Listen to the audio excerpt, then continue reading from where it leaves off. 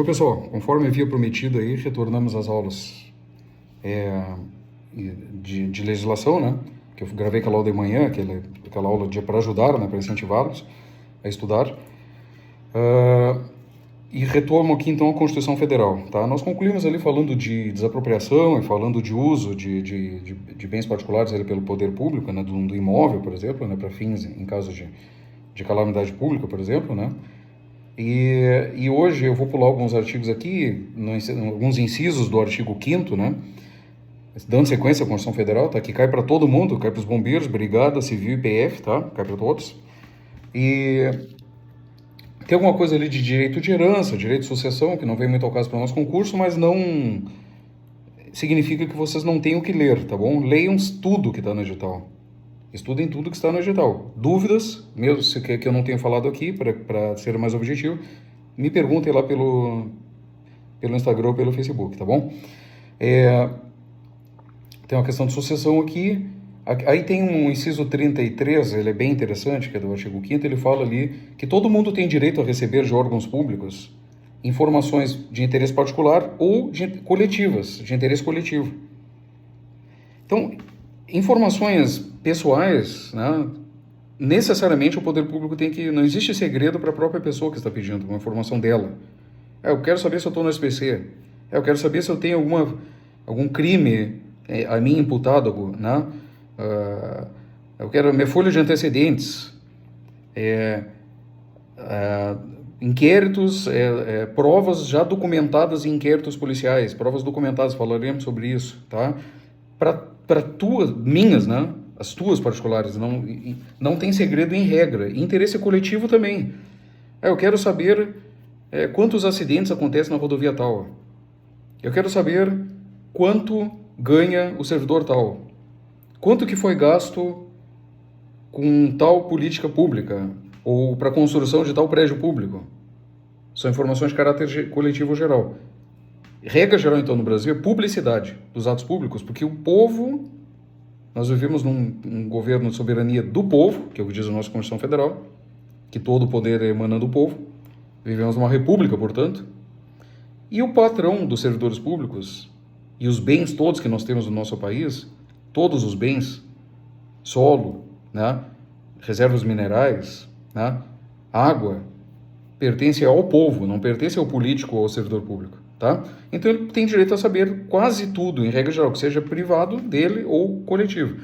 Salvo, né, e devem os servidores públicos informarem, sob pena de responsabilidade, responder por improbidade administrativa, por exemplo, né? Ressalvado casos de sigilo imprescindíveis à sociedade, segurança da sociedade ou do Estado. Existe uma lei específica para isso aí, tá? Duas leis, na verdade, que tratam sobre informações sigilosas, né? Um dos exemplos, né, de informação sigilosa são informações pessoais de terceiros. Você está como exemplo, tá? Então, eu quero saber se o fulano está no SPC. Nesse caso, será dado negativo, né? O servidor público não poderá dizer, eu quero saber se o cicrano tem ficha criminal. Tem folha de antecedentes, que a gente fala, né? Tem antecedentes criminais na sua ficha, né? Não pode informar esse tipo de coisa, porque é uma informação de terceiro, não é uma informação de caráter coletivo, tá, pessoal? Dando sequência, ele fala aqui que são assegurados aí a todos, independentemente do pagamento de taxas ali, que é o inciso 34, direito de petição aos poderes públicos para defesa de direitos e obtenção de certidões em repartição pública para defender esses direitos. Então, o direito de petição, por que tu ingressas com por exemplo, com um recurso de multa e não pode ser cobrado nada para que tu ingresse com esse recurso? Justamente porque é um direito de petição, tá? É um direito fundamental. Jamais poderia ser cobrado porque está garantido aqui. E também, ou qualquer outra petição, eu quero... Esse próprio pedido, um pedido de informação, eu quero saber quanto é que a prefeitura X gastou aí para comprar, para fazer um prédio, construir um prédio, sei lá, para a Secretaria de Saúde. Pode pedir, tá? E de graça. Não pode ser cobrada nenhuma taxa para isso, tá? E também obter certidões, porque tem certas coisas que estão... para que tu ingresse em juízo, por exemplo, se tu estiver com um crime a ti imputado na tua folha de antecedentes, que tu não cometeu aquele crime, não era um homônimo, por exemplo. É a mesma pessoa com um nome igual ao teu, só que estão dizendo que tu que cometeu aquele crime, né? Então tu pode pedir uma certidão, de graça também, que eles vão ter que, o poder público vai ter que te fornecer, para que tu possas ingressar em juízo, para te defender, entendeu? Então as certidões também são gratuitas, tá? Nada, o inciso 34, 35 é uma conquista social magnífica, né? Dentro da evolução dos direitos, que nada excluirá a prestação do poder judiciário, tá? Que a lei não pode excluir. Lesão ou ameaça de direito, ou ameaça de lesionar um direito, tá? O poder judiciário, ele sempre poderá ser buscado ali, que aquele direito, ou uma ameaça, a violação de um direito seja apreciada, no mínimo apreciada pelo Poder Judiciário, chama direito de ação, tá? Então, nada foge à prestação do Poder Judiciário. Isso aqui é uma conquista muito grande, lá né, quando saiu conforme nós vimos nas aulas anteriores, de regimes autoritários, né, regimes ali da Idade Moderna, né, regimes ali ditatoriais mesmo, né, que eram as absolutistas, as monarquias absolutistas, que o rei ele era os três poderes, né, o executivo, o legislativo e o judiciário. Então foi uma conquista da separação dos poderes, e o poder mais isento e mais imparcial, o poder que foi pensado, né, para ser imparcial, é o poder judiciário, tá? Nada foge. Fala direito adquirido, ato jurídico perfeito e coisa julgada, tá? Que a lei não prejudicará. Só para vocês entenderem, eu vou dar uns exemplos rápidos aqui. Direito adquirido é aquele que já incorporou o patrimônio da pessoa, tá? Por exemplo, aposentadoria. Se tu já cruzou o teu tempo para se aposentar, caso tenha uma nova regra de aposentadoria, a ti já essa regra não alcançará mais, entendeu? Porque se tu já cruzou, então, sempre que vai ter uma reforma da Previdência, de aposentadoria, é uma correria para as pessoas se aposentando. Não precisa, pessoal. Porque se tu já cruzaste o tempo para se aposentar, tu já está pela regra antiga, tá? É assim que funciona, tu já tem direito adquirido. Caso tu já tenhas cruzado o tempo, quando sair a nova regra, tá? Isso chama de direito adquirido, já se incorporou o patrimônio. O ato jurídico perfeito é aquele ato que foi perfeito de acordo com as leis daquela época. Por exemplo, um contrato. Tu assinou um contrato de acordo com uma lei vigente. O Código Civil, por exemplo, anterior, foi assinado de acordo com o Código anterior, tá? E aí surgiu o novo Código Civil. Cara, se aquele contrato já está assinado de acordo com aquele Código anterior, o ato se tornou perfeito, deve ser preservado, né, para garantir segurança jurídica, tá? E a coisa julgada é aquilo que transitou em julgado, que se chama, é aquela decisão que não cabe mais recursos, né? Em que judicial, tá? Coisa julgada judicial.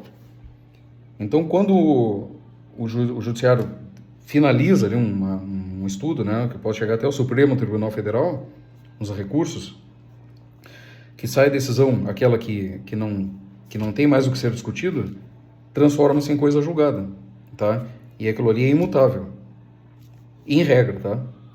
Em regra, essa coisa julgada é imutável. Lembre, nunca esqueça que todo direito fundamental, nenhum direito fundamental é absoluto, tá? Falaremos ali algumas coisas no Código Penal bem interessantes ali, mas sempre para beneficiar, nunca para prejudicar, tá? Possibilidade de relativização da coisa julgada. Mas a regra geral, a coisa julgada é imutável, tá? Não haverá juízo ou tribunal de exceção. O que é juízo ou tribunal de exceção? É criar um juiz ou um tribunal depois que o crime aconteceu, para que seja específico para uma determinada pessoa. O grande exemplo é o julgamento de Nuremberg, pós Segunda Guerra Mundial, né? Os oficiais, foi criado um tribunal, o Tribunal de Nuremberg, com juízes escolhidos a dedo para julgarem aqueles oficiais nazistas, né? Óbvio que o nazismo foi um absurdo, né? Inquestionável, matou milhões de pessoas, mas aquilo ali é um grande exemplo de tribunal de exceção, que é um tribunal que foi criado excepcionalmente especificamente para julgar aqueles oficiais nazistas. A justiça brasileira, a nossa Constituição Federal e os países que têm constituições, eles já têm previamente delimitado quais são os juízes, a fixação de competência, tá? Então, por exemplo, se eu sou um cidadão, que é o meu caso, cidadão comum, eu cometo um crime de tráfico internacional de drogas, que é um crime transnacional, a Constituição diz lá na Constituição que a competência é da Justiça Federal, de primeira instância. Entenderam? Se um prefeito comete um crime A Constituição diz. É um crime de responsabilidade, né? Quem é o tribunal dele? Quem é o juiz competente? O Tribunal de Justiça. Tá? E tantos outros, o presidente da República, né? Prerrogativo de foro, que a gente chama. Então, já está lá. Nós sabemos, então, previamente, quem nos julgará. Então, não tem um juiz específico para o Anderson, não. Se eu cometer um crime, eu vou cair num juiz federal do local do crime onde eu cometi, né, onde eu for preso. Lá em Foz do Iguaçu, por exemplo. Fui preso lá em Foz, com droga, atravessando a fronteira com droga. Eu serei julgado por um juiz de Foz do Iguaçu, já sei previamente, é um juiz federal de Foz do Iguaçu. E aí tem as regras de organização judiciária que dirão lá por sorteio, qual, se tiver, né, que tem, né, mais de um juiz federal, para qual juiz que eu cairei através do sorteio, é isso? Não vai ser, não, para o Anderson é o juiz Zezinho, que eu quero prender o Anderson, esse juiz é mais carrasco do que o Joãozinho, entenderam? Isso é juiz do tribunal de exceção, para, excepcionalmente, atuar para pontuar, para evitar abusos de autoridade, tá? Aqui fala também o Tribunal do Júri, que é lei, né, criará, está lá no Código de Processo Penal. Que é o segurado? Para que serve o Tribunal do Júri? São assegurados plenitude de defesa, logicamente, né, ampla defesa, soberania dos vereditos. O Tribunal do Júri é o próprio povo, o juiz é o povo, tá? São aqueles 7 pessoas que estão lá no Tribunal do Júri, que ficam, né, para quem já assistiu o júri. Soberania dos vereditos significa que o veredito dele, o que o povo decidir, em regra, estará bem decidido, não pode o Poder Judiciário interferir, tá? Regra geral. Veremos também, né, como é que funciona o Tribunal do Júri depois. Mas, principalmente, para que serve o Tribunal do Júri? Competência para julgamento dos crimes dolosos contra a vida. Crime doloso, não esqueça, é aquele ato, é aquela ação livre e consciente para cometer o crime. A pessoa quer, a teoria finalista da ação que a gente viu. A finalidade de cometer o crime conscientemente, tá? Não tem nenhuma excludente de ilicitude nem de culpabilidade, o cara cometeu o crime. Doloso contra a vida. Doloso, quis fazer, né, no dolo direto. Esse crime, ele é... Temos alguns exemplos. O homicídio é um deles, doloso. Tá, e o homicídio culposo. O cara saiu de carro e atropelou uma pessoa porque estava mexendo no celular. Por negligência. Esse não é tribunal de júri, o culposo. O culposo é para... Aí quem julgará será um juiz togado, que a gente chama de juiz concursado, estadual, tá? Para as pessoas, né? No geral, que atropelam, que cometem, por exemplo, um homicídio de trânsito culposo, tá? Então, é doloso, que é aquele que tem intenção de matar no dolo direto, ou assumir o risco no dolo indireto. Também tem o homicídio, tem o aborto, tem o feminicídio, o infanticídio. São crimes dolosos contra a vida. Tá? Por enquanto é isso. Vou concluir aqui com crimes inafiançáveis e insuscetíveis de graça ou anistia. Temos aqui inafiançáveis e insuscetíveis de graça ou anistia. Percebam, esses crimes que eu falaria agora não são eles não são imprescritíveis. Eles são inafiançáveis, significa que tu não vai pagar fiança aí para sair. Tu vai direto pro presídio, tá?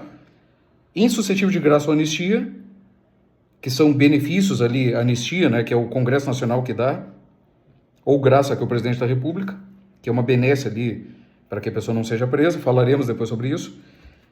Quais são os crimes? Tortura, tráfico de entorpecentes, terrorismo e crimes hediondos. Tá? Esses crimes, tortura, por exemplo, ele é prescritível, prescreve o crime de tortura, mas é inafiançável, insuscetível de graça ou anistia. Isso é importante, tá? Tráfico de entorpecentes é prescritível, terrorismo prescreve e os hediondos também prescrevem, mas são inafiançáveis, insuscetíveis de graça ou anistia. Tá? Próxima aula falaremos então dos crimes imprescritíveis, que jamais prescrevem. Tá bom? Forte abraço e até a aprovação.